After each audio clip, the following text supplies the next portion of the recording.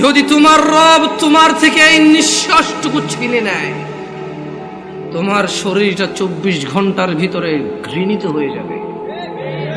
কেউ সোজা মুখে তাকাবে না, নাকে কাপড় দিয়ে তোমার দিকে তাকাবে। যেই দু চোখে নগ্নতায় আনন্দ পায়, ওই দুই চোখ কার দেওয়া? যে দু হাতে জুলুম করে, অন্যায় অত্যাচার করে অন্যকে নিপীড়িত করি, এই দুই হাত কার দেওয়া?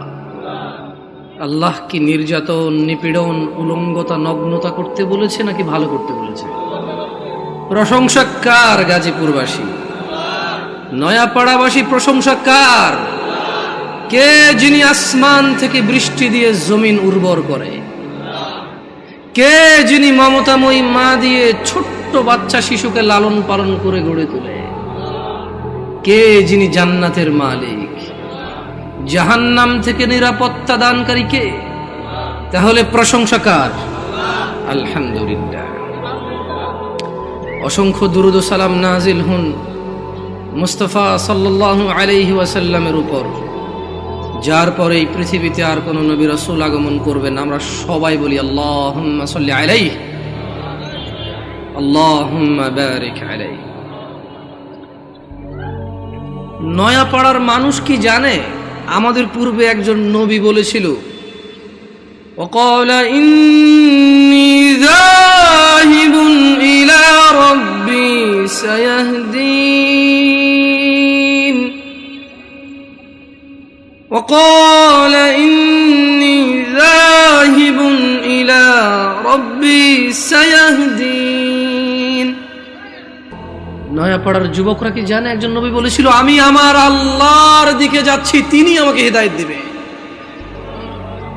ও নয়াপাড়ার মহিলা ও পুরুষ, তোমরা কি তোমাদের রবের দিকে যেতে চাও? তবে জেনে নাও, তোমাদের রব ছাড়া হিদায়াত দেওয়ার কেউ নেই। তিনি বলছেন ওয়াহাদাইনাহুন নাজদাইন, আমি দেখিয়েছি দুটি পথ। ও নয়াপাড়ার যুবকরা, তোমরা কি তোমাদের রবের দিকে যাবে?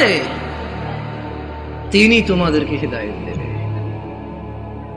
যদি যুবক, বৃদ্ধ, মহিলা, পুরুষ এটা ধারণা করে নেয় যে হিদায়াত মসজিদ ব্যতীত অন্য কোন রং বেরঙ্গের ঘরে পাওয়া যায়, সে ভুলের মধ্যে রয়েছে। যত সুন্দর রঙিন ঘর হোক,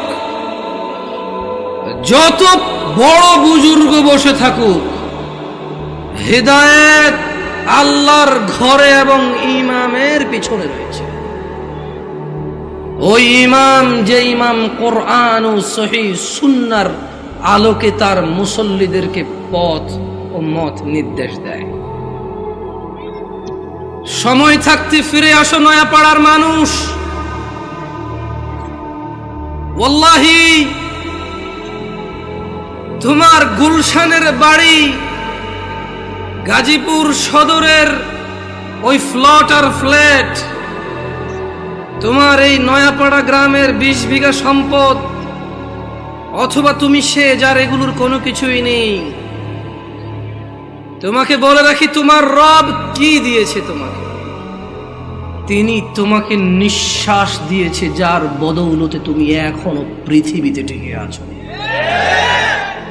যদি তোমার রব তোমার থেকে এই নিঃশ্বাসটুকু ছিনে নেয়, তোমার শরীরটা 24 ঘন্টার ভিতরে ঘৃণিত হয়ে যাবে।